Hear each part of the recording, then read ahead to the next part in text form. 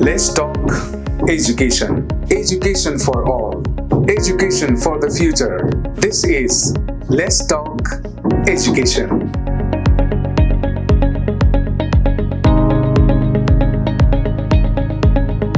Good evening, namaste, and welcome to the yet another brand new edition of Let's Talk Education, a complete educational show for genuine information. मेरो नाम अर्जुन र let's talk एजुकेसनको यो बिल्कुलै नयाँ कार्यक्रममा यहाँलाई स्वागत छ। आजको मेरो अतिथि हुनुहुन्छ उच्च शिक्षाको क्षेत्रमा अतुलनीय योगदान पुर्याउनु भएका शैक्षिक व्यक्तित्व, जनप्रिय बहुमुखी क्याम्पस, जनप्रिय मल्टिपल क्याम्पसका क्याम्पस प्रमुख, क्याम्पस चिफ, आदरणीय व्यक्तित्व मसँग हुनुहुन्छ none other than Biranji Gautam sir. Sir, welcome to the show. नमस्कार अर्जुनजी, आराम हुनुहुन्छ? लेट्स टक एजुकेसन प्रोग्राममा यहाँहरूले मलाई बोलाउनु भयो, धन्यवाद। Thank you so much sir, it's an honour.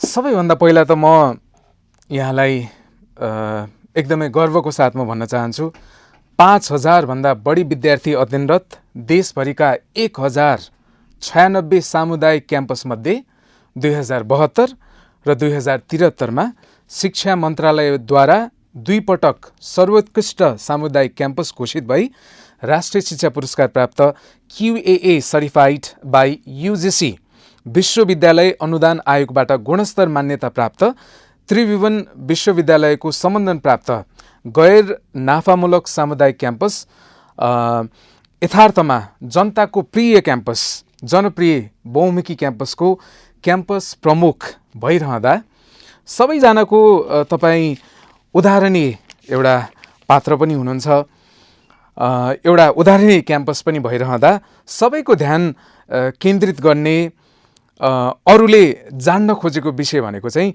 नेपालकै सर्वोत्कृष्ट क्याम्पस हुन के पक्षमा ध्यान दिनुपर्ने रहेछ र तपाईँहरू कसरी सर्वोत्कृष्ट हुन सफल हुनुभयो? सर, यहाँबाट सुरु गर्न चाहन्छु।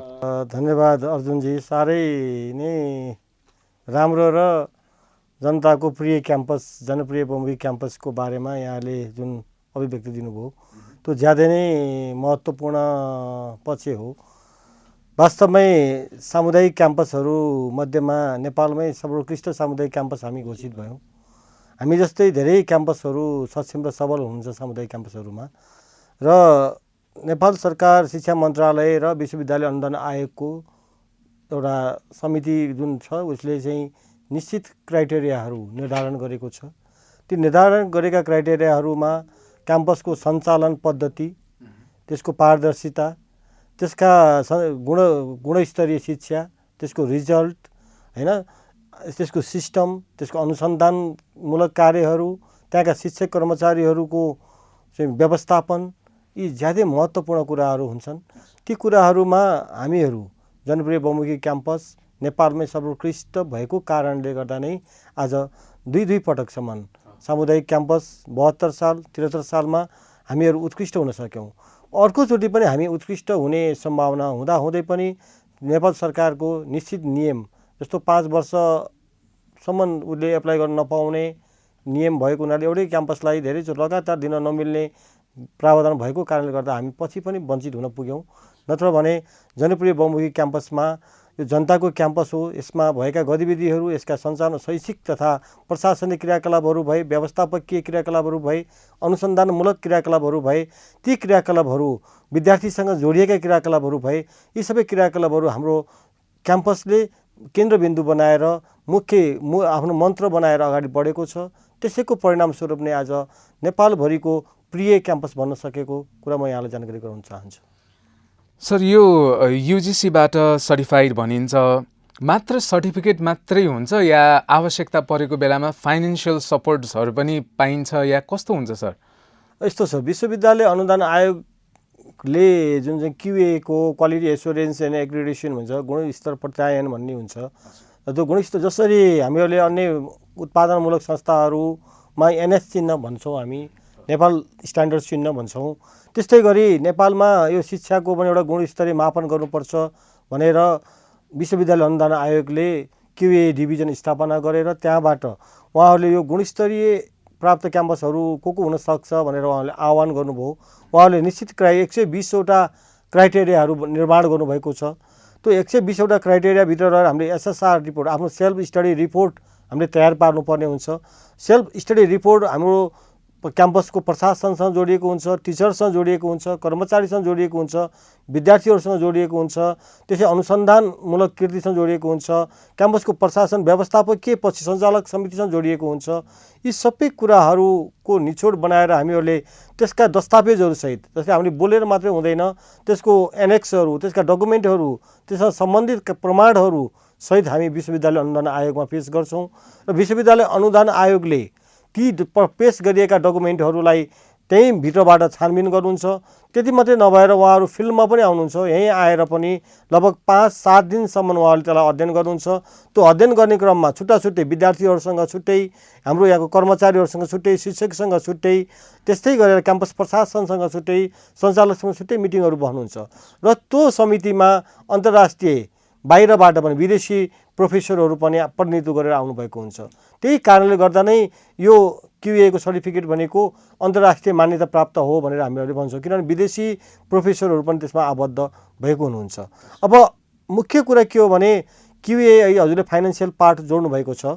वास्तवमै QA पाउनु भनेको एउटा संस्थाको विकास र विस्तारको लागि अति आवश्यक चिज हो। यो हामी पैसाको लागि भन्दा पनि संस्थालाई विकास गर्नको लागि, संस्थाले नयाँ नयाँ कार्यक्रमहरू सञ्चालन गर्नको लागि, संस्थालाई त्यहाँ आफू आबद्ध भएका, जस्तै म अहिले जनप्रिय क्याम्पसको क्याम्पस प्रमुख, म QA प्राप्त क्याम्पसको क्याम्पस प्रमुख भन्दा मेरो छाती नै ठुलो हुन्छ। त्यसै त्यहाँको मेरो विद्यार्थीहरू QA प्राप्त क्याम्पसमा अध्ययन गरेको भन्दा उनीहरूको मूल्य मान्यता नै फरक हुन्छ। हाम्रो शिक्षकहरू QA प्राप्त संस्थामा काम गरेका छौँ भन्दाखेरि तिनको भ्यालु बढिरहेको हुन्छ। यस अर्थमा हामीहरूलाई QA को ले हामीहरूलाई के गर्छ, एउटा आत्मसन्तुष्टि दिन्छ। फाइनेन्सियल पार्ट भन्दा पनि संस्थागत विकासको लागि यो ज्यादै महत्त्वपूर्ण हुन्छ। साथसाथै यहाँले जोडिहाल्नुभयो, साथसाथै विश्वविद्यालय अनुदान आयोगले हामी QA प्राप्त क्याम्पस, किन QA प्राप्त क्याम्पसले त्यो गुणस्तरलाई सधैँ मेन्टेन गरिराख्नुपर्ने, त्यसलाई चाहिँ विकास विस्तार गरिराख्नुपर्ने, त्यसको गुणस्तर खस्न नदिनुपर्ने कारणले गर्दा विश्वविद्यालय अनुदान आयोगले पनि केही फाइनेन्सियली सपोर्ट चाहिँ हामीहरूलाई गरेको हुन्छ। अलराइट, अर्को कुरा गर्दा अझै छाती गर्वले फुलेर आउँछ सर। विक्रमसो 2060 सालमा उपत्यका बाहिर पहिलो पटक BBA कार्यक्रम ल्याउनु भयो र तपाईँकै क्याम्पसमा अध्ययनरत BBA संकायका 2 जना विद्यार्थी नेपालभरिकै प्रथम, 2 जना विद्यार्थी दोस्रो र 1 जना विद्यार्थी तेस्रो हुन सफल हुनु सामान्य कुरा भएन र यसरी एकैपटक पहिलो, दोस्रो, तेस्रो स्थानमा कब्जा जमाएको यो पहिलो पटक इतिहास नै हो भनेर भनिन्छ। र यसअघि पनि JMC र BBA का भनौँ न JMC का BBA का विद्यार्थीहरू निन्जो थापा र सन्ध्या घिमिरेले पनि नेपाल टप गरेका थिए भनेर समाचारहरू आएका छन्। BBA संकायका विद्यार्थीले उत्कृष्ट यो नतिजा ल्याउन सफल हुनुको पछाडिको मेहनत, तयारी, कोअर्डिनेसन कस्तो थियो होला सर? अनि 2060 सालमा जब फर्स्ट टाइम तपाईँले BBA विषय इन्ट्रोड्युस गर्ने जुन साहस गर्नुभयो कस्तो रह्यो? अब यसको पृष्ठ साह्रै अब अझै झन् एकदमै वास्तविकता कुराहरू यहाँले निकाल्ने प्रयास गर्नुभयो। 60 सालमा भन्दा बाहिर पहिला BBA प्रोग्राम भ्यालीमा मात्रै, काठमाडौँ भ्यालीमा मात्रै सीमित थियो। स्वर्गीय गणेशमान पालेखे सरले, जसले चाहिँ यो क्षेत्रको शैक्षिक नेतृत्व गरिराख्नु भएको थियो, यो नभइकन नेपालकै शैक्षिक नेतृत्व गरिराख्नु भएको थियो। सरले यो चाहिँ BBA प्रोग्रामलाई भ्यालीभन्दा बाहिर पनि लानुपर्छ भन्ने प्रयास गर्नुभयो, धेरै सङ्घर्ष गर्नुभयो र काठमाडौँ भ्यालीमा एज अ जेनरली रिसोर्सको हिसाबले, एकाडेमिक प्रोफेसरहरूको हिसाबले सबै सरहरूले चाहिँ होइन यो त काठमाडौँबाट बाहिर गयो भने त्यसको चाहिँ मेन पावर हुँदैन, पढाउने मान्छेहरू हुँदैन, मेटेरियलहरू हुँदैन, बच्चाहरू सक्दैन भन्ने खालको कन्सेप्टले हामीहरूलाई निकै नै अप्ठ्यारो स्थिति परेको थियो। तर तत्कालीन समयमा पालेखे सरले के गर्नुभयो, च्यालेन्ज गरेर प्रोग्राम हामी चलाउन सक्छौँ, चलाएनौँ भने हामी त्यसको फेस हामी गर्छौँ भन्ने हिसाबले सरले ल्याउनु भयो। केही हाम्रा फ्याकल्टी, केही हाम्रा साथीहरूलाई काठमाडौँमा शङ्करदेव क्याम्पस, मिन भवन क्याम्पसमा पनि पढाउन पठाउनु भयो सरले, त्यहाँको ट्रेनिङ गर्न पढाउनु भयो, त्यहाँ कसरी पढाउँदो रहेछ, सेमिस्टर प्रोग्राम के हुँदो रहेछ भनेर सरले त्यहाँ पनि पढाउनु पर्नुभयो। हाम्रो केही साथीहरू त्यहाँबाट सिकेर पनि आउनुभयो र हामीहरूले के देखाउनु पर्ने थियो भने भ्यालीभन्दा बाहिर पनि राम्रा राम्रा क्याम्पसहरू छन् र उच्च शिक्षामा योगदान गर्न सक्छन्, पढाउन सक्छन् भन्ने देखाउनु पर्ने थियो। त्यसको साथसाथै जनरली जनप्रिय बहुमुखी क्याम्पसमा हामीहरू अघि नै मैले भनिसकेँ, हामीले केही कुराहरूलाई बडो महत्त्वपूर्ण रूपमा दिएका हुन्छौँ। के कुराहरू भने अनुसन्धानमूलक कार्यहरूमा शिक्षकहरूको अभिवृद्धिको कार्यक्रमहरूमा र त्यहाँका चाहिँ विद्यार्थीहरूलाई गर्नुपर्ने गतिविधिहरूको बारेमा, शैक्षिक गतिविधिहरूमा विद्यार्थीको प्रयोगात्मक, किनभने यो त प्र्याक्टिकल्ली हामीले चाहिँ यसलाई आवश्यक पर्छ। विभिन्न गेस्ट लेक्चरहरू बोलाउनेदेखि लिएर प्रोफेसरहरूलाई ल्याउने, बिजनेस इन्टरप्राइजेसका संस्थाहरूको मान्छेहरूलाई ल्याएर एक्सपोज गराउने, उनीहरूको प्रेजेन्टेसनहरू गराउने, यस्ता कुराहरूमा हामीहरूले कहिले पनि कम्प्रोमाइज गरेनौँ। कम्प्रोमाइज गरेर बरु हामीहरूले तलब खाएनौँ, हामीले टाइममा तलब खाएनौँ, तर प्रोग्रामको क्वालिटीलाई हामीले मेन्टेन गरेर रोकेर राख्यौँ। त्यसको परिणामस्वरूप के भयो, यसको जग एकदमै राम्रो बलियो भएर आयो। त्यो जगलाई अझै मजबुत बनाउँदै हामीहरूले जस्तो हामीलाई चाहिँ बिबिए प्रोग्राममा चाहिँ हामीलाई सेलेक्सनको बेलामा निकै दबाबहरू पनि आउँछन्, दबाबहरू आएको हुन्छ। तर हामी के गर्छौँ, सबै बच्चाहरू हाम्रो लागि समान हो। सही मान्छेले, सही बच्चाले सही ठाउँमा पढ्न पाउनुपर्छ। उसको इन्ट्रेस्ट त्यसमा छ कि छैन र उसले पढ्न सक्छ कि सक्दैन, त्यो कुरा हामी जजमेन्ट गरेर हामीहरूले निष्पक्ष रूपमा हामीले बच्चाहरूलाई सिलेक्ट गरिदिन्छौँ। र ती बच्चाहरू आफैमा बढी उत्साहित हुन्छ, मेहनती हुन्छ। र अहिलेको यो जोखिमपूर्ण यस्तो अवस्थामा पनि हाम्रो बच्चाहरू यति मेहनती, यति लगनशील भएर पढ्नुभयो र परिणाम के देखियो भने नेपालमा उत्कृष्ट विद्यार्थीको रूपमा हामीले पाउन सक्यौँ। एक्ज्याक्टली। अब यसरी नै फेरि पछिल्लो क्रममा तपाईँहरूले bachelor of mountain tourism management अर्थात् यो स्नातक तह पर्वतीय पर्यटन व्यवस्थापन यो विषयलाई पनि इन्ट्रोड्युस गरिसक्नु भएको छ। अहिले के छ, फर्स्ट ब्याच नै रनिङ होला। यो नयाँ विषय छ सर। अब यो कस्तो विषय हो, कस्ता विद्यार्थी पढ्न पाउँछन्, फिज स्ट्रक्चर कस्तो छ, यसको करियर कस्तो छ, अलिकति स्पष्ट पारिदिनुहोस् न। यस्तो विश्वविद्यालयले 2000 लगभग कति 72-73 सालमा एउटा नयाँ नीति अपनायो। किनभने नेपालमा एफिलिएसन दिने कन्सेप्ट मात्रै थियो र तर बाहिरी देशहरूमा एफिलिएसन नभइकन स्वायत्तता दिने परिपाटी हुन्छ। अब होइन, नेपालमा पनि अब केही राम्रा सक्षम क्याम्पसहरूलाई हामीले स्वायत्तता दिनुपर्छ भन्ने नीति 2062 आयो। स्वायत्तता कार्यक्रम 2062 आइसकेपछि विश्वविद्यालयले नयाँ कार्यक्रमको लागि, जुन कि त्रिभुवन विश्वविद्यालयले पहिले बनाइरहेको कार्यक्रमभन्दा भिन्न खालको कार्यक्रमहरू चलाऊ भनेर चाहिँ सूचना निकाल्नुभयो। हामीहरूले त्यसको लागि पहिला सुरुमा यो क्षेत्रका जुन टुरिज्म सेक्टरमा लागेका धेरै विद्वानहरू, व्यवसायीहरूसँग निकै राम्रो लामो समयसम्म हामीले अन्तर्क्रिया गऱ्यौँ। र हामीहरूको कन्सेप्ट के आयो भने, जेनरली हामी यस्तो ठाउँमा जन्मिएर हुर्केका छौँ कि जुन ठाउँ विश्वले अध्ययन गरिरहेको छ, विश्वले एकदम केन्द्रबिन्दु बनाएर विश्वका ठुला प्रोफेसरहरू हाम्रो यो क्षेत्रमा आएर आफ्नो अनुसन्धानमूलक गरेर आफ्नो एकाडेमिक क्षेत्रलाई अगाडि बढाउनु भएको छ भने हामीले अब त्यो क्षेत्रमा लाग्नुपर्छ र हाम्रा बच्चाहरू सिधै भोलि इन्टरप्रिनियर बनुन्, भोलि हाम्रो बच्चाहरू सिधै गएर चाहिँ मार्केटमा बिकुन् भन्ने त्यस्तो खालको कन्सेप्ट हामीहरूले डेभलप गरेर यो माउन्टेन टुरिज्म म्यानेजमेन्ट भन्ने कोर्स हामीले डेभलप गरेको। यो स्वायत्त प्रोग्राम अन्तर्गत हो। यो स्वायत्त प्रोग्राममा के राइट्ससम्म विश्वविद्यालयले दिन्छ भने, यसको करिकुलम निर्माण गर्नेदेखि लिएर यसका परीक्षा सञ्चालन गर्नेसम्मको राइट्स त्यो क्याम्पसलाई नै दिएको हुन्छ। क्याम्पसको एउटा समिति हुन्छ, त्यो समितिलाई पूर्ण अधिकार दिएको हुन्छ र हामीले परीक्षा लिइसकेर हामीले तयार पारेको नतिजालाई विश्वविद्यालयको सम्बन्धित डिन कार्यालय मार्फत हामी चाहिँ विश्वविद्यालयको परीक्षा निर्णय कार्यालयमाबाट ट्रान्सक्रिप्टहरू जारी हुन्छ। अहिले हाम्रो पहिलो ब्याजको विद्यार्थीहरू 8 सेमेस्टरमा पुगिसकेको छ भने अर्को ब्याज 5औँ र 4वटा ब्याज चाहिँ हामीले भर्ना गरिसकेका छौँ। 4वटा ब्याजमा विद्यार्थीहरू अहिले अध्ययनरत हुनुहुन्छ। ब्याचलर तहमा भने मास्टर्स तहमा पनि MBA इन हस्पिटालिटी म्यानेजमेन्ट, हेर्नुहोस् भ्यालीभन्दा बाहिर अर्को BBA प्रोग्राम भने जस्तै अर्को MBA इन हस्पिटालिटी पनि भ्यालीभन्दा बाहिर हामीले ल्याएका छौँ। अहिले भर्खरै हामीले भर्ना सुरु गरिरहेको छौँ MBAमा र पहिलो ब्याजको विद्यार्थीहरू अहिले 3rd सेमेस्टरमा पुगिसक्नु भएको छ।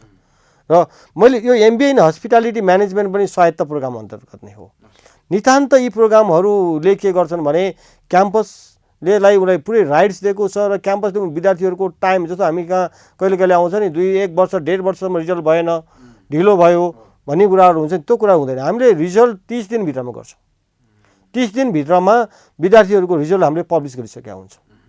अनि यस्तोले विद्यार्थीको टाइम पनि सेभिङ गर्छ, टाइममा उनीहरू एकाडेमिक सर्टिफिकेट पनि पाउनुहुन्छ। त्यसको साथ सबभन्दा महत्त्वपूर्ण पक्ष त के छ भने, वास्तवमै नेपालमा चाहिँ यो विषय पहिलो विषय हो। माउन्टेन टुरिज्म म्यानेजमेन्ट नेपालमै पहिलो विषय हो। पहिला नेपालको मानिसहरू जसले माउन्टेन टुरिज्म पढ्न जानुहुन्छ स्विजरल्यान्ड अरू विदेश विभिन्न ठाउँमा धाउनु पर्ने हुन्थ्यो भने यो विषय अहिले नितान्त नेपालमा पहिलो विषय हो। नेपालमा माउन्टेन टुरिज्म म्यानेजमेन्ट भनेर हामीले पहिले डेभलप गरेर गऱ्यौँ। अहिले पर्यटन मन्त्रालयले माउन्टेनिङ स्टडिज भनेर दिन कार्य मार्फत पनि काठमाडौँमा चलाउनु भएको छ। अब फी स्ट्रक्चरको कुरा गर्ने हो भने सामुदायिक अहिले तपाईँले भनिसक्नुभयो यो गैर नाफामूलक संस्था हो। यो संस्थामा कसैले नाफा खाएर कसै कमाएर जाँदैन। कस्ट कभर गर्ने यसको मुख्य हुन्छ ब्रेक इभन पोइन्टमा हामी जान्छौँ र ब्रेक इभेन्टमा गएर हामीहरूले लगभग 3,70,000 टोटल 4 वर्षको प्रोग्राम हो यो। 3,70,000मा यसको प्रोग्राम कम्प्लिट हुन्छ भने यही प्रोग्राम काठमाडौँ भ्यालीमा जानुभयो भने जस्तो एकाडेमीमा जानुभयो भने 8-9 लाख रुपियाँसम्म कस्टिङ हुन्छ यो। भने हामीहरूले थोरै नोमिनलमा स्टुडेन्टहरूलाई, किनभने यहाँको विद्यार्थीको यहाँको गार्जेनहरूको आम्दानीको स्रोतहरू इन्कम लेभलहरू सबै कुरालाई हेरेर सबैजनाले भोलि एटलिस्ट यो प्रोग्राम पढिसकेपछि विद्यार्थीले आफ्नो इन्कम, आफ्नो फ्यामिलीको, आफ्नो परिवारको जीवन स्तर विकास गर्न सकोस्, आफूमा डिपेन्ड हुन सकोस् र आफूको विकास भइसकेपछि समाजको विकास गर्न सकोस् र भोलि समाजको विकास यो क्षेत्रको विकास होस् र राष्ट्रको पनि विकास होस्। यो हिसाबले ल्याएको प्रोग्राम हो र वास्तवमा यो प्रोग्रामलाई हामीले जति चिनाउनु पर्ने हो त्यो चिनाउनु चाहिँ सकिएको छैन, बुझाउन सकिएको छैन। र मानिसहरू पनि कस्तो छ भने हाम्रो अभिभावकहरू, हाम्रो विद्यार्थी भाइ बहिनीहरू पनि कस्तो छ भने जुन चलिरहेको छ, जुन बढिरहेको छ त्यसमा बढी फोकस छ। तर नयाँ प्रोग्रामहरूको बारेमा विश्वास दिलाउन सक्नुपर्ने अब तपाईँ हामी सबैको दायित्व पनि हो। र जनरली के भन्नुहुन्छ, धेरै विदेशी प्रोफेसरहरू हाम्रो अहिले हामीसँग आबद्ध पनि हुनुहुन्छ। यो प्रोग्राम अन्तर्गत एउटा एडभेन्चर टुरिज्म भन्ने हामीले जर्नल पनि प्रकाशित गर्छौँ, जुनमा कि 21वटा देशको प्रोफेसरहरू हाम्रो एडिटर बोर्डमा हुनुहुन्छ त्यो म्यागजिन पत्रिकाको जर्नलको। भने उहाँहरूले भन्नुहुन्छ तपाईँहरू जस्तोले यत्रो प्रोग्राम चलाउनु भएको छ, तपाईँहरूलाई त धेरै धेरै बधाई छ, जतैबाट भनेको हुन्छ। तर हाम्रो यहाँ चाहिँ पर्यटन सम्बन्ध काम गर्ने साथीहरू त्यति धेरै अब हामीले पनि उहाँहरूसँग करेस्पोन्डिङ गर्न सकिरहेको छैनौँ। जस्तो चाहिँ अस्ति हाम्रो साधारण सभामा मेयर साहब आउनुभयो, यत्रो राम्रो प्रोग्राम चलाउनु भएको रहेछ, आउनुहोस् हातेमालो गरौँ भन्नुभएको थियो मेयर साहबले। त्यस्तै गरेर पर्यटन अब प्रदेश अन्तर्गत पर्यटन मन्त्रालयहरू छ, उहाँहरूसँग लिङ्केज गरेर हाम्रो पर्यटन बोर्डै छ, उहाँहरूसँग लिङ्केज गरेर हामीले अब यो प्रोग्रामलाई, किन यो प्रोग्राम जनप्रिय क्याम्पसको मात्रै प्रोग्राम होइन, यो प्रोग्राम भनेको हाम्रो क्षेत्रको गहना हो र साथै यो मात्रै देश क्षेत्रको नमात्रै देशको पनि गहना हो। यसलाई हामीले जति जोगाउन सक्यौँ भोलि विदेशी विद्यार्थीहरू धरि हामी कहाँ आएर पढ्न सक्ने इन्भाइरोमेन्ट हामीले बनाउनुपर्छ। र यहाँ समस्या के छ भने विदेशी विद्यार्थीहरू पनि हामीसँग इन्क्वायरीमा आउनुहुन्छ कि कहाँनिर गएर हामीलाई डिस्टर्बेन्स भइरहेको छ भने विद्यार्थी आउन खोज्दाखेरि भिसाको प्रब्लम भइरहेको छ। यो प्रोग्राम पढ्न आउने जनप्रियमा आउने विद्यार्थीलाई भिसा इजिली एभाइलेबल हुने भने हामीसँग लगभग राम्रो विद्यार्थीहरू, विदेशी विद्यार्थीहरू पनि अध्ययन गर्न आउँछ। इन्टरनेसनल स्टुडेन्ट पनि यो विषय पढ्नको लागि आउन सक्नुहुन्छ। जस्तो नयाँ विषय भयो, कतिलाई यो विषयको बारेमा जानकारी छैन, जुन एउटा परम्परागत विषयहरू छन् त्यसमा नै विद्यार्थीहरू पढ्न जाने त्यो प्रविधि छ। जस्तो यो नयाँ विषय भइसकेपछि फ्याकल्टी मेम्बरहरू कसरी छान्नु भएको छ, मेन पावरको अभाव छ कि छैन, कसरी म्यानेजमेन्ट भइरहेको छ? अब बिल्कुलै अब नयाँ विषय हो होइन, नयाँ विषय भएको हुनाले अब यो जनरली म्यानेजमेन्ट फ्याकल्टी अन्तर्गत नै को प्रोग्राम हो। केही धेरै विषयहरू हाम्रो म्यानेजमेन्ट फ्याकल्टी अथवा बिबिए प्रोग्राम, बिआइएम प्रोग्रामसँग म्याचिङ पनि गर्छ। तर टोटल्ली माउन्टेन टुरिज्म र चाहिँ टुरिज्म सेक्टरका विषयहरू छन्। त्यो विषयहरूमा हामीले केही यहीँका एक्सपर्टहरू जुन पहिल्यैबाट काम गर्नुभएको छ, मैले आज तपाईँहरूलाई नाम लिनै पर्छ किनभने यो प्रोग्राम जन्माउनुमा, यो प्रोग्राम ल्याउनुमा उहाँको ठुलो योगदान छ। Professor doctor Ramesh Raj Kunwar sir. Professor doctor Ramesh Raj Kunwar सरले आजभन्दा धेरै वर्ष पहिला देखेको सपना हो। उहाँले देश विदेशहरूमा धेरै देशहरूमा गएर यो विषयमा धेरै काम गर्नुभएको छ। उहाँले हामीलाई हाम्रो एकाडेमिक एडभाइजरको रूपमा उहाँले काम गरिदिनुहुन्छ र हामीहरूलाई कुनै फ्याकल्टीको समस्या भयो, कुनै विषयमा कुनै कन्टेन्टको समस्या भयो भने उहाँले हामीलाई ह्यान्डल गरिदिनुहुन्छ। र यहीँ पनि हामीसँग यहाँ काम गरेको मान्छेहरू धेरै हुनुहुन्छ हेर्नुहोस्, तर हामीले उहाँलाई एक्सपोज गराउन सकिरहेको छैनौँ, उहाँलाई हामीले चाहिँ बाहिर ल्याउनै सकिरहेको छैनौँ। कतिपय बाहिर पढेर आएर आफ्नो बिजनेस गरेर बस्नु भएको छ, कतिपयहरू यहीँ पढेर पनि मलाई एउटा याद म तपाईँलाई भन्छु, एकजना जगन्नाथ तिमिलसेना भन्ने भाइ हुनुहुँदो रहेछ सरङकोटको, जो कि पहिला जनप्रिय क्याम्पसकै पढक हो। उहाँ चाहिँ हामीले के गर्यौँ भने हाम्रो विद्यार्थीहरूलाई भोलि प्राविधिक ज्ञान पनि होस्, ट्रेकिङ गाइडको नलेज होस् भनेर हामीले नेपाल एकाडेमीसँग करेस्पोन्डिङ गरेर हामीहरूले के गर्यौँ, ट्रेकिङ गाइडको ट्रेनिङ चलायौँ। किनभने ट्रेकिङ गाइड उसमा स्किल पनि हुनु पऱ्यो नि त, किन ट्रेकिङ स्किल होस् भनेर। अनि त्यो ट्रेनिङ चलाउने क्रममा, त्यो ट्रेनिङ दिने क्रममा एकजना जगन्नाथ तिमिलसेना भन्ने भाइ आउनुभयो। उहाँ बाहिर विदेशी विश्वविद्यालयमा धेरै क्लास लिनुहुँदो रहेछ उहाँले, हाम्रो यहीँ नजिकको हाम्रै विद्यार्थी भाइ, तर हामीले चिनेनौँ नि उहाँलाई, हामीले जानेनौँ नि उहाँलाई।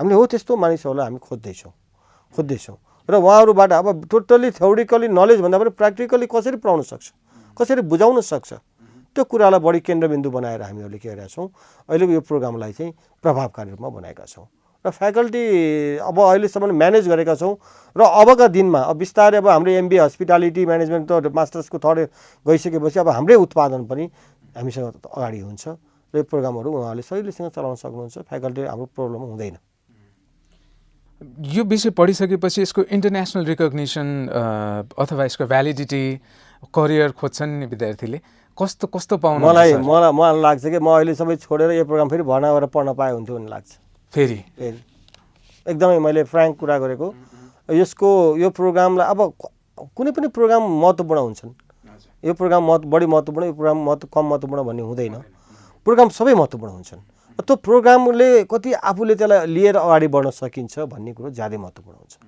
तर कस्तो छ भने मैले देखेको माउन्टेन टुरिज्म म्यानेजमेन्ट भन्ने प्रोग्रामले कुनै पनि स्टुडेन्टले यदि सम्भव गर्न सक्यो भने नेसनल्ली इन्टरनेसनल्ली आफूलाई एक्सपोज गराउन सक्छ अगाडि बढाउन सक्छ ऊ कहिले पनि फेलर हुँदैन सम्भवै छैन किनभने हाम्रो देशको मुख्य स्रोत भने के ठुलो इन्डस्ट्री भने के टुरिज्म यति ठुलो स्कोप छ हामीसँग कि तर हामीले त्यसलाई चिनेकै छैनौँ हामी कहाँ परम्परागत रूपमा रुल्स अफ थम्ब भन्छौँ हामी होइन परम्परागत रूपमा हामी चलिरहेका छौँ एउटा टुरिस्ट एक दिन आयो भने एक दिन आएर पुग्यो त्यसलाई 2-3 दिन होल्ड गराउँ भन्ने कसैको प्रयासै छैन यो मानिसहरूले त गर्छ नि त यो प्रोडक्टले त गर्छ नि त अब कसरी होल्ड गराउने गर्छ नि त टुरिज्म डेस्टिनेसनहरू छ नि हामीसँग पोखरामा कति धेरै डेस्टिनेसन छ तर हामीले यी 2-3टा पहिलाबाट चलिरहेको ठाउँभन्दा अन्त कोही लाँदैनौँ यिनीहरूले लानुपर्छ यिनीहरूले डेस्टिनेसन पत्ता लगाउनुपर्छ त्यो डेस्टिनेसनको बारेमा यिनीहरूले भन्नुपर्छ त्यो कुराहरू हामी सिकाउँछौँ अहिले हाम्रो चाहिँ 7 सेमेस्टरको विद्यार्थीहरूले एउटा फिल्डको कामै गर्छ उनीहरूले एटलिस्ट एउटा त्यो ठाउँको टुरिज्म डेस्टिनेसनको बारेमा डिटेल लिएर आऊ त्यो डिटेल लिएर आएर त्यसको त्यहाँको मानिसहरूको के छ स्तर त्यहाँको मानिसहरूले कस्तो गर्न सक्छ जस्तो पहिला भिलेज प्रोफाइल भन्थ्यो त्यही मोडेलमा हामीले टुरिज्म प्रोफाइलको डेभलप गर्न लागिरहेको छौँ हाम्रो बच्चाहरू अहिले फिल्डमा काम गरिरहेको छ कुनै पनि एउटा ठाउँको सम्भाव्यता ल्यायो भने त्यो हामीले फेरि सरकारलाई दियो भने सरकारले पनि पोलिसी बनाउने बेला सपोर्ट हुन्छ अलराइट सो यो सर्वोत्कृष्ट संस्थामा आबद्ध भइरहँदा राज्यले सम्मान गरेको जनताले प्रिय भइरहँदा जनताको प्रिय भइरहँदा र यहाँसम्म आइपुग्नको लागि धेरै ठुला समस्याहरूका पहाड चङ्गुल काटेर तपाईँहरू निश्चय नै यहाँ आइपुग्नु भएको छ यसमा दुई मत नै छैन कस्ता समस्या चुनौती अप्ठ्यारा परिस्थितिहरू सामना गर्दाका छन् र त्यसलाई ओभरकम गर्नको लागि तपाईँहरूले गर्नुभएको अथवा भन्न मिल्ने अप्ठ्यारो केही कुराहरू हुन्छ नि भनिदिनुहोस् न यो अरूको लागि पनि एउटा अनुकरणीय हुनेछ कस्ता समस्या चुनौतीहरू सामना गरेर अहिले तपाईँ सर्वोत्कृष्ट सामुदायिक क्याम्पसको रूपमा चिनिनुहुन्छ हेर्नुहोस् मानिस जन्मिएपछि नै समस्या र चुनौतीबाट अगाडि बढेको हुन्छ होइन व्यक्तिगत रूपमा पनि हामी जन्मेबाटै चुनौती हाम्रो अगाडि चुनौतीहरू हुन्छन् समस्याहरू हुन्छन् हामी झेल्दै हेल्दै हामी यो अवस्थामा आएका हुन्छौँ एउटा संस्था त्यसमा पनि सामुदायिक संस्थाको त चुनौती त हुन्छन् नै सामुदायिक संस्थालाई अगाडि बढाउन जुन बेलामा 2048 सालमा सामुदायिक रूपमा यहाँको जनताहरूले क्याम्पस जुन परिकल्पना गरेर खोल्नुभयो उहाँले एउटा परिकल्पना गर्नुभएको थियो सोच्छ एकदम यहाँको मानिसहरूले कतिले आफ्नो खेतै बेचेर पनि क्याम्पसलाई योगदान गरेर म पढ्न पाइनँ होइन हामीहरूले यो ठाउँमा खोल्यो भने बच्चाले पढ्न पाउँछन् सबै जम्मै मान्छे आएर पढेपछि हामीलाई आनन्द हुन्छ मनमा शान्ति हुन्छ भनेर खोलिएको संस्था हो भने त्यो संस्था खोलिसकेर जुन उद्देश्यले खोल्नु भएको थियो त्यो उद्देश्य अनुसार अगाडि बढाउनु त हाम्रो लागि चुनौती थियो नि त होइन चुनौती थियो र आज मलाई के लाग्छ भने हामीले उहाँहरूले जुन उद्देश्य राख्नु भएको छ जनप्रिय क्याम्पसले त्यो उद्देश्य पुरा भएको छ जस्तो साइन्स प्रोग्राम खोल्नुभयो साइन्स प्रोग्राम खोलेर हाम्रा विद्यार्थी इन्जिनियर डक्टरहरू भएको छ हाम्रो 11 साइन्सबाट धेरै विद्यार्थीहरू डक्टर इन्जिनियरिङमा पुगिसक्नु भएको छ त्यसै ब्याचलर अब तपाईँले बिबिए देखिहाल्नुभयो उत्कृष्ट छ एमबिएमा अब यहाँ मात्रै नभएर काठमाडौँमा पनि हाम्रो टपमा नाम निकाल्नुहुन्छ हाम्रो विद्यार्थीहरूले र हाम्रो लगभग ट्रेस स्टडीबाट के देखाउँछ भने 60% विद्यार्थीहरू हाम्रो काममा बिजी छ खाली बस्नु भएको छैन सबै कुनै न केही ठाउँमा चाहिँ केही न केही काममा रोजगारीमा हुनुहुन्छ यी कामहरू हामीले प्राप्त गर्न सक्यौँ त्यो प्राप्त गर्नुको पछाडि के हो भने हामीसँग चुनौतीहरू थिए जस्तो सामुदायिक क्याम्पस हाम्रो आम्दानीको स्रोत भनेको विद्यार्थीको शुल्क हो अब विद्यार्थीको शुल्कबाट हामीहरूले आफूलाई व्यवस्थापन गर्नु पर्यो जनताहरूले चन्दा दिएर संरचना निर्माण गरिदिनु भयो तर दैनिक सञ्चालन खर्च तलब खाने खर्चहरू त उहाँहरूले दिनुहुन्न त्यसको लागि त क्याम्पस आफै म्यानेज गर्नुपर्ने हुन्छ हैन। सामुदायिक क्याम्पसलाई बाहिरबाट आउने सहयोग भनेको विश्वविद्यालय अनुदान आयोगमा पछि हामी आबद्ध भएको हो।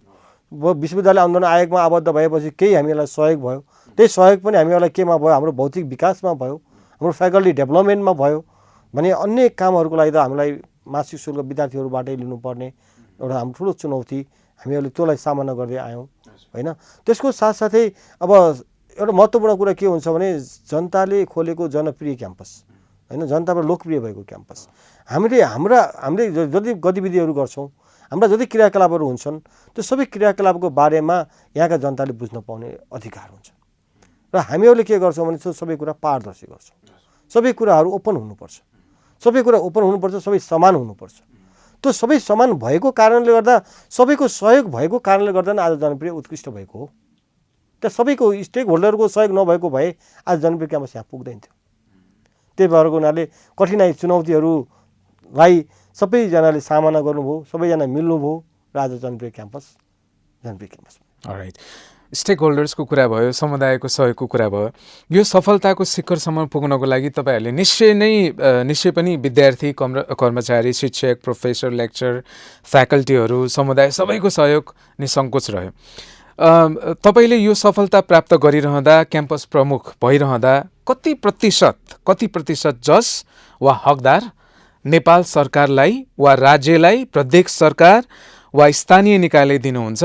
यो हाम्रो मात्र प्रयासले भन्दा पनि राज्यलाई कति प्रतिशत क्रेडिट दिन चाहनुहुन्छ या राज्यले यो गर्यो भनेर के भन्न चाहनुहुन्छ?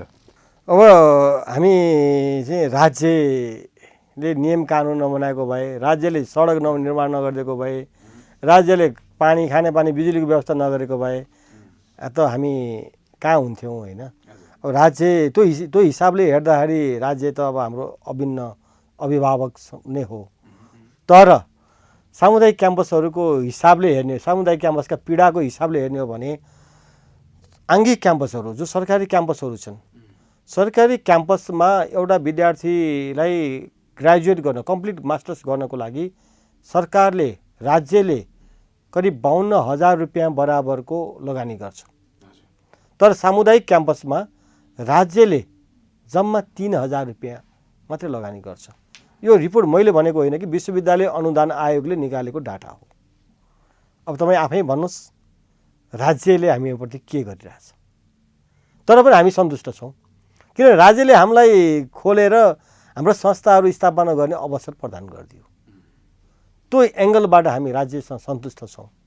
अब भनौँ स्थानीय निकाय, अब हामी वडा नम्बर 8 मा छौँ, वडाले हामीलाई त्यो भूमिका निर्वाह गरिदियो, महानगरपालिकाले हामीलाई त्यो भूमिका निर्वाह गरिदियो। अहिले प्रदेश आएको छ, अब प्रदेशले पनि भोलिका दिनमा यसको अभिभावकत्व समरस ग्रहण गर्ला। किनभने अन्तिममा त हाम्रो भनेका छौँ कि गैर नाफामूलक संस्था र भोलि अन्तिममा गएर यसको सबै अधिकार त नेपाल सरकारको हुनेछ, स्पष्ट हाम्रो नियमावलीमै उल्लेख गरेको छ। त्यो हिसाबले हेर्ने हो भने त ठिकै छ। तर विभेद चाहिँ हामीसँग छ। विभेद किन छ भने सरकारले सरकारी क्याम्पसहरूलाई जुन गरेको लगानी र हामीहरूलाई गरेको लगानी, तपाईँ मैले भनिसकेँ 52,000 कहाँको 3,000, त्यसले चाहिँ अलिकति कता चित्त चाहिँ दुखाउँछ। के अपेक्षा गर्नुहुन्छ? अपेक्षा त हाम्रो पार्टनरसिप पिपी मोडलमा जानुपर्छ। 50% सरकारले गरोस्, 50% हामी आफै बेहोर्छौँ।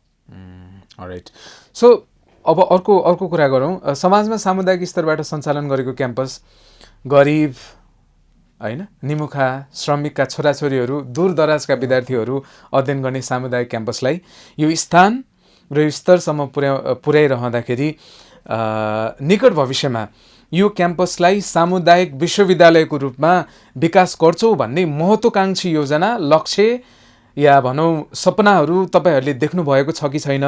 कि यही नै हो क्लाइमेक्स, यहाँभन्दा माथि जाने ठाउँ छैन, यसमै सन्तुष्ट छौँ भन्ने जस्तो लाग्छ? होइन। हाम्रो त एकदम स्पष्ट हाम्रो मास्टर प्लानमै र हाम्रो स्ट्राटेजी प्लानमै लेखेको छ, हामी मानित विश्वविद्यालय उन्मुख क्याम्पस हो। मानित विश्वविद्यालय हाम्रो परिकल्पना हो। जनप्रिय बहुमुखी क्याम्पस भविष्यमा मानित विश्वविद्यालय हुनुपर्छ, आफ्नै विश्वविद्यालय हुनुपर्छ भन्ने परिकल्पना हो। त्यसैको परिकल्पनाको आधारमा हामीले अहिले 2टा स्वायत्त प्रोग्राम चलाएका हौँ। के हुन्छ भने मानित विश्वविद्यालय भने क्रमशः हामीले त्रिभुवन विश्वविद्यालयसँग चाहिँ एसोसिएट गरेर सम्बन्धित रहेर स्वायत्त प्रोग्रामहरू बिस्तारै विकास गर्दै लाने र क्याम्पसमा सबै सम्पूर्ण प्रोग्रामहरू हामीसँग स्वायत्त प्रोग्राम चलिसकेपछि सबै प्रोग्रामहरू हामीले आफैले चलाइसकेपछि एफिलिएसन नभइकन स्वायत्त चलाइसकेपछि के हुन्छ भने त्यसले अब मानिस विश्वविद्यालयमा अगाडि बढ्छ। बाँकी रहेको त्यसको मानिस विश्वविद्यालय हुने क्राइटेरियाहरूको लागि सम्बन्धित निकायहरूमा जस्तै हामीले अस्ति पनि हामीले मेयर साहबलाई बोलाउँदा राखेको हाम्रो मानिस विश्वविद्यालय उन्मुख हामीलाई जग्गाको आवश्यकता छ, किनभने हाम्रो एरिया सानो छ। यो क्षेत्रमा चाहिँ भोलि अरू क्षेत्रका मानिसहरू पनि अरू प्रदेशको मानिसहरू पनि यहाँ आएर अध्ययन गर्न पाउँछन्। त्यो क्याम्पस क्षेत्रको प्रदेशको पनि विकास हो नि। त्यसको लागि प्रदेशले यहाँको महानगरपालिकाले पनि यसलाई यो भूमिका निर्वाह गर्नुपर्छ। भौतिक संरचनाहरूमा उहाँहरूले कोअपरेट रोल गरिदिनु भयो भने एक दिन हामी मानिस विश्वविद्यालयमा रूपान्तरण हुन्छ। त्यो हाम्रो सपना हो। तपाईँले यो भनिराख्दाखेरि गभर्मेन्टले हातेमालो गरोस्, स्थानीय निकायले हातेमालो गरेर हामी अगाडि बढ्न चाहन्छौँ भनिराख्दाखेरि तपाईँ क्याम्पस प्रमुख जस्तो महत्त्वपूर्ण जिम्मेवारी सम्भवतः दोस्रो कार्यकालमा हुनुहुन्छ क्या? अनि प्रशासकीय भूमिका निर्वाह गर्दै गर्दा यति राम्रो काम गरिरहँदा चर्चाको शिखरमा पुगिरहँदाखेरि यसलाई निजीकरण गर्नुपर्छ अथवा निजीकरण गरौँ भन्ने दबावहरू, प्रलोभनहरू, स्वार्थका आवाजहरू कहीँ कतैबाट अहिलेसम्म आएका छैनन्? त्यसको हामी कल्पनै गर्दैनौँ। हामी सामुदायिकमा लागेर समुदायलाई बनाउनुपर्छ र जेनरली हाम्रो उद्देश्य नै क्याम्पस सामुदायिक क्याम्पस खोल्नुको उद्देश्य नै के छ भने सरकारीमा राम्रोसँग पढ्न नपाएको, निजीमा पढ्न नसक्ने र त्यस्तो विद्यार्थी त समुदायलाई मध्यमवर्गीय समुदायहरूलाई हामीले उच्च शिक्षा दिनुपर्छ र राम्रो गुणस्तरीय शिक्षा विकास गरेर देशमा चाहिँ एउटा चाहिँ राम्रो जनशक्ति विकास गर्नुपर्छ भन्ने मान्यताले यो क्याम्पस खोल्या हो। यसमा चाहिँ हामी निजीको त हामी कल्पना गर्दैनौँ। कुनै खालको दबाव, प्रलोभन अब जीवनमा निजीमा काम पनि गरिएन, लाग्दैन लागिएन, हेर्नुहोस् कोही पनि गरिएन र सामुदायिक भनेर जीवन अर्पण गरेका मान्छेले त यसको दबाब पनि मर्न पनि त अगाडि सरिन्छ, तर अगाडि पछि अडिँदैन। आउन त आएका छन् त्यस्ता दबाबहरू? अब अहिलेसम्म म औपचारिक रूपमा आएका छैनन् भन्नु नआओस् पनि हामी कामना गर्न चाहन्छौँ। संस्थाको प्रशंसाको कुराहरू भयो सर, सफलताको कुराहरू भयो, उतार चढावका कुराहरू गरिरहँदा मलाई एकदमै जान्न मन लागेको कुरा चाहिँ पछिल्लो समय यो राजनीति अलि बढी चल्न लागेको, त्यो पनि विद्यार्थीको लेभलमा, कर्मचारीको लेभलमा, बौद्धिक सर्कलको लेभलमा, फ्याकल्टी लेभलमा राजनीतिको रङ अलिकति पोतिएको भन्ने सुनिएको छ। के हो सर यो? हेर्नुहोस्, यो राजनीति भन्ने चिज सबै ठाउँमा हुन्छ। राजनीति आफैमा हुनु पनि पर्छ, तर राजनीति कस्तो हुनुपर्छ भनेको सृजनात्मक हुनुपर्छ, क्रिएटिभ हुनुपर्छ कि डिस्ट्रक्टिभ हुँदैन। राजनीति भएन, त्यो कन्स्ट्रक्टिभ भएन भने त विकासै हुँदैन नि। आज जनप्रिय बहुमुखी क्याम्पस हाम्रो नेपालमा यति ठुलो चाहिँ विकास हुनु र पपुलर हुनुमा एउटा राजनीति पनि महत्त्वपूर्ण पार्ट हो। त्यहाँ राजनीतिक परिणामहरूले पनि, विभिन्न राजनीतिक द्वन्द्वहरूले पनि के गर्यो भने त्यसले कन्स्ट्रक्टिभ काम गर्यो। संस्थालाई बनाउनुपर्छ, अगाडि बढाउनुपर्छ होइन। एउटा एकजना जो संस्थापक चाहिँ क्याम्पस प्रमुख हुनुहुन्छ, शहीद हुनुभयो होइन। उहाँ शहीद भएपछि क्याम्पसै बर्बाद हुन्छ, सिद्धिन्छ भन्ने पनि त थियो। तर उहाँको जुन उद्देश्य थियो नि, उहाँले जुन देखाएको बाटो थियो नि, त्यो बाटोलाई हामीलाई सधैँ घचघचाएको कारणले गर्दा आज क्याम्पस यहाँ आएको हो नि त। त्यही भएर फुल राजनीति कन्स्ट्रक्टिभ हुनुपर्छ, सृजनात्मक हुनुपर्छ र त्यो सबैजनाले राजनीति क्याम्पसको विकासको लागि गर्नुपर्छ। र त्यो अहिलेसम्म भएको पनि छ। र त्यो भोलि डिस्ट्रक्टिभ भयो भने त भोलिपल्टै देश त बर्बाद हुन्छ। अब हाम्रो जस्तो संस्था त के हुन्छ र? केही पनि हुन्छ। पोलिटिक्सकै कुरामा सर अहिले आम मानिसहरूको बुझाइ के छ भने जति पनि विश्वविद्यालयहरू छन्, सरकारी क्याम्पसहरू छन्, सामुदायिक क्याम्पसहरू छन्, यसमा राजनीतिक दलहरूको आफ्नो अभिष्ट पुरा गर्न, आफ्नो स्वार्थ पुरा गर्नको लागि आफ्नो कार्यकर्ता उत्पादन गर्ने फ्याक्ट्रीको रूपमा यसलाई शैक्षिक थलोभन्दा पनि फ्याक्ट्रीको रूपमा प्रयोग गरेको छ भन्ने प्रशस्ति सुन्न पाइन्छ। अनि अर्कोतर्फ निजी क्याम्पसहरूको कुरामा, प्राइभेट क्याम्पस कलेजेसहरूको कुरामा चाहिँ पठन पाठन एकदमै नियमित हुने, राम्रो नतिजा ल्याउने भनेको कारण चाहिँ त्यहाँ राजनीति कम हुन्छ, राजनीति नै प्रवेश गर्न पाउँदैन, त्यहाँ गन्ध पनि सुन्न पाइँदैन भने यता अर्कोतर्फ सामुदायिक सरकारी युनिभर्सिटिजहरूमा राजनीति बढी हुन्छ भन्ने बुझाइ छ। र अन्य विश्वविद्यालय क्याम्पसले छोडेर यो राजनीति प्रवेश गर्यो भने कस्तो परिस्थिति सिर्जना होला सर जनप्रियमा? मलाई त लाग्छ है विश्वविद्यालयहरू सबै ठाउँमा राजनीतिक त्यस्तो चाहिँ राजनीति हुन्छ। राजनीति त डेफिनेटली मैले अघि नै भने हुन्छ। हामी पनि विश्वविद्यालयमा त्यहीँ पढेर आएर आज यस ठाउँमा आएका हौँ होइन ती विश्वविद्यालय राम्रा छन्, विश्वमा चिनिएको छ, त्रिभुवन विश्वविद्यालय भनौँ न विश्वमा चिनिएको छ, विश्वविद्यालयमा नराम्रो छैन। अब विश्वविद्यालयमा हजुरले भन्नुभयो अब चाहिँ त्यो विभिन्न प्रोपागान्डाहरू विश्वविद्यालयमा पढाइ हुँदैन, क्याम्पसमा पढाइ हुँदैन, राजनीति हुन्छ, बढी तनाव हुन्छ भने एक कार्यकर्ता जन्माउने एउटा फ्याक्ट्रीको रूपमा प्रयोग गर्ने अब भन्ने खालको एउटा हुइम बाहिर आउँछ। त्यो चाहिँ दुर्भाग्यपूर्ण हो, त्यो दुर्भाग्यपूर्ण हो। किनभने संस्थाहरू आफैमा राम्रा हुन्छन्। हामी त्यही संस्थाबाट विकास धेरै मानिसहरू नेपालमा यति धेरै उत्पादन, यति असल मान्छेहरू उत्पादन यिनै विश्वविद्यालयले गरिरहेका छन्। तर केही ठाउँमा यो प्रोपागान्डाहरू हल्लाहरू आउँछन्, हल्लाहरू फिँजिन्छन्, होइन हल्लाहरू फिँजिन्छन्। अब बाँकीहरूको निजीमा हुँदैन, यहाँ हुँदैन। अब त कसले भन्यो निजीमा हुँदैन, सामुदायिकमा हुन्छ, सरकारीमा हुन्छ भन्ने को? अहिले यही समाज हो नि, यही समाजले हो नि। तर यो हामीले के बुझ्दैनौँ भने पछाडि त्यहाँका उत्पादनहरू कति क्रिएटिभमा लागेका छन्, कहाँ छन् हेर्नु त। त्रिभुवन विश्वविद्यालयका उत्पादनहरू नेपालका सबै सारा क्षेत्रमा ओगटेका छ। अझ म पनि त्रिभुवन विश्वविद्यालयको उत्पादन हो नि त, होइन? बरु जनप्रिय क्याम्पसको उत्पादनहरू अहिले लगभग तपाईँको पोखरामा हेर्ने हो भने, नेपालमा हेर्ने हो भने सबै ठाउँमा कति राम्रो असल तरिकाले हिँड्नुभएको छ, कति राम्रो आफ्नो व्यवस्थित गर्नुभएको छ।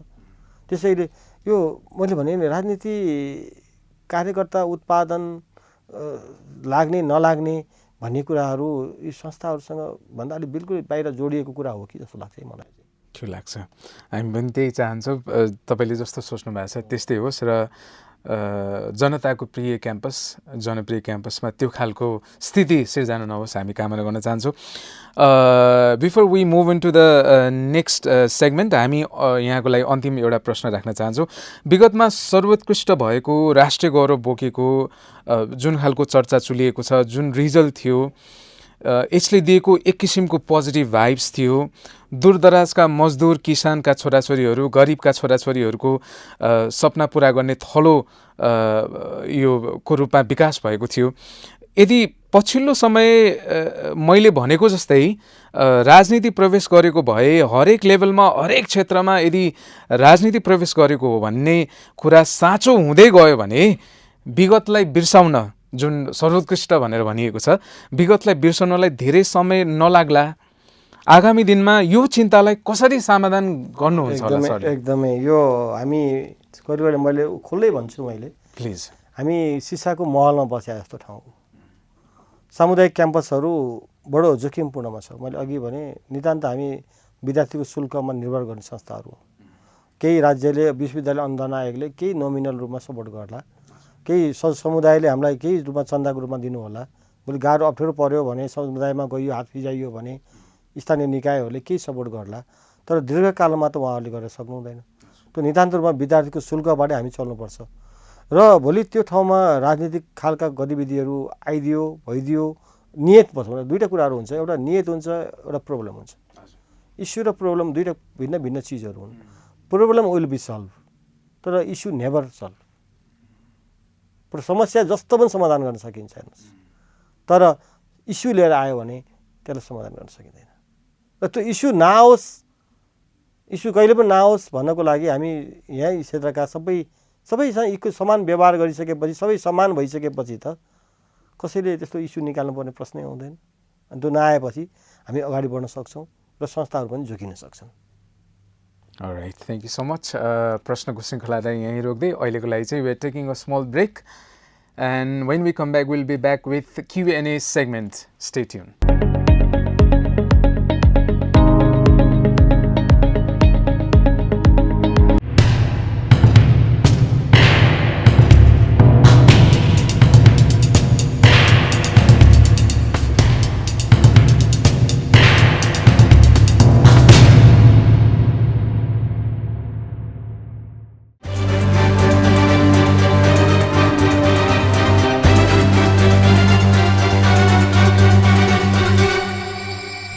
सरोकार.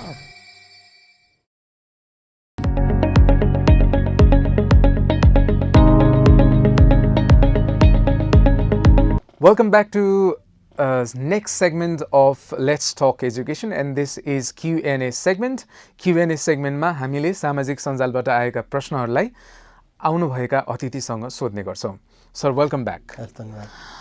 पहिलो प्रश्न छ, जनप्रिय बहुमुखी क्याम्पस, सामुदायिक क्याम्पस, सर्वोत्कृष्ट क्याम्पस, जनताका छोराछोरी पढ्ने क्याम्पस भनेर यसको चरित्र चित्रण गरिरहँदा लिमिटेड इन्फ्रास्ट्रक्चर हुँदै गर्दा गुनासो के छ भने आज हामी जस्ता दूरदराजका श्रमिक, गरिब, किसान, मजदुरका छोराछोरीहरू पढ्न नपाएर आँखाभरि टिलपिल आँसु बगाउँदै प्राइभेट क्याम्पसहरूमा महँगो ट्युसन फिस तिरेर भर्ना हुनुपर्ने बाध्यता देखिएको छ।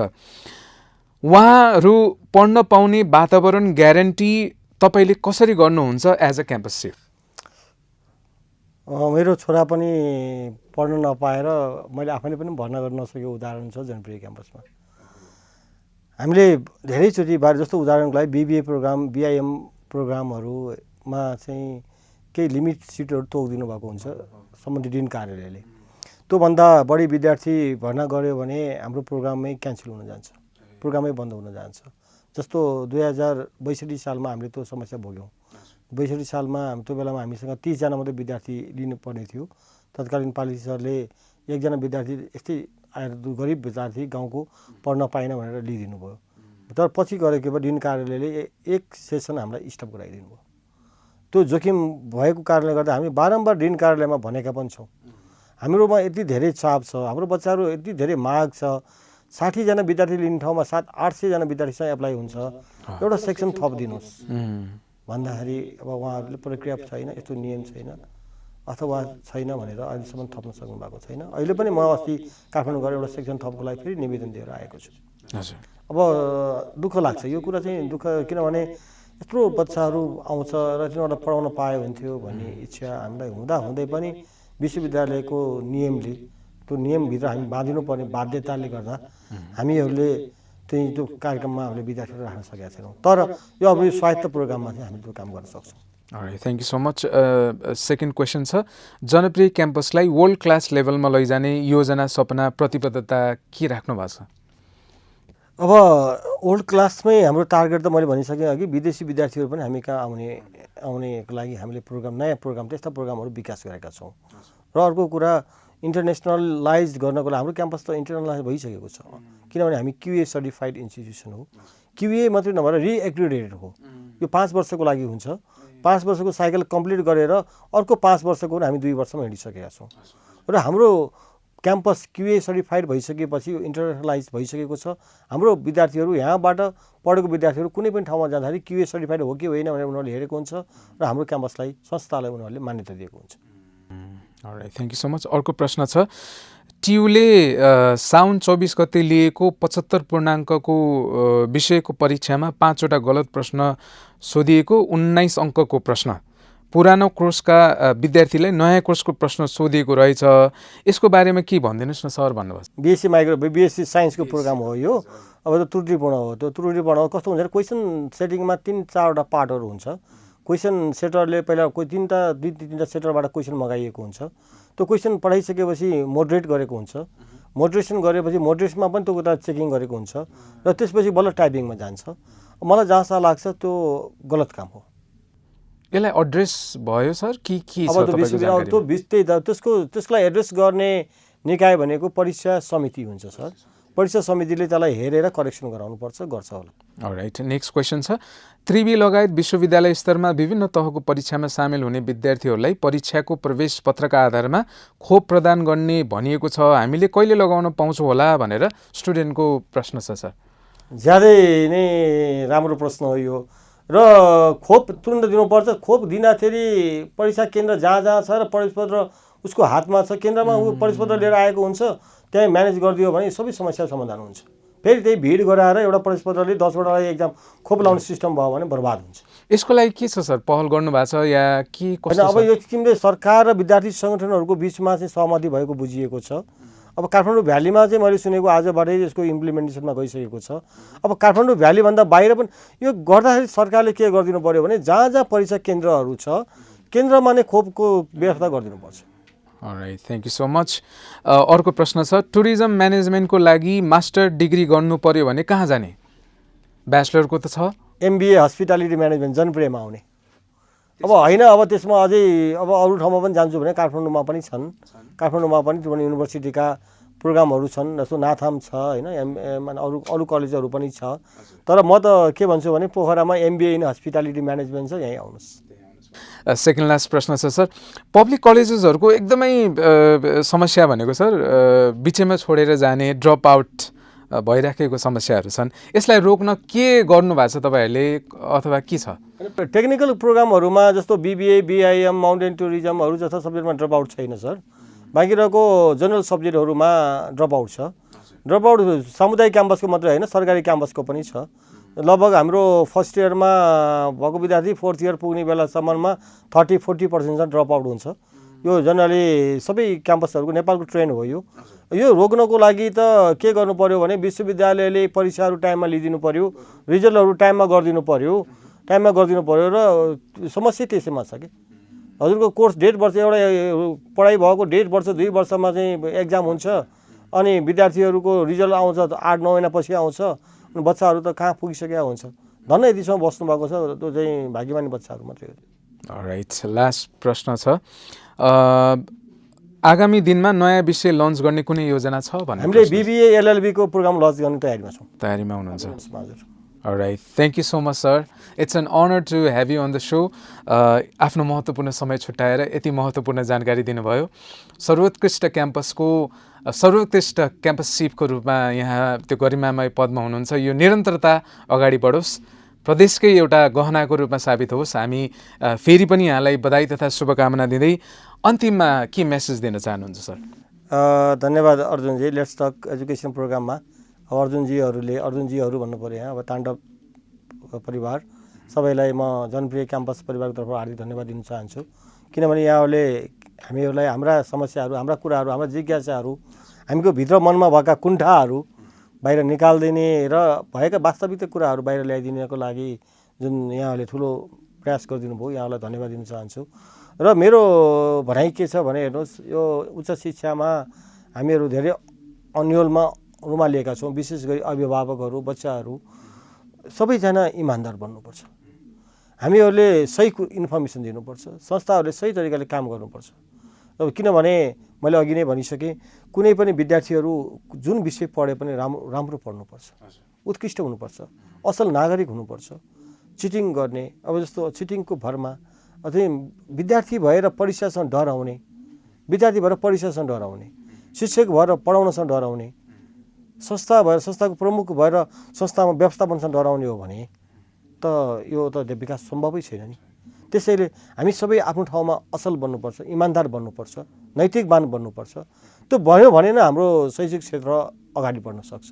सबैजनालाई म यही शुभकामना दिन चाहन्छु। नमस्कार। हस्, थ्याङ्क यू सो मच। यो सँगै हामी कार्यक्रमको निकै अन्तमा आएका छौँ। आज पाल्नुभएका अतिथि जनप्रिय बहुमुखी क्याम्पसका क्याम्पस प्रमुख बिरन्जी गौतम सरलाई हृदयदेखि आभार प्रकट गर्दै आजको कार्यक्रमबाट हामी बिदा माग्न चाहन्छौँ। Stay safe, stay home.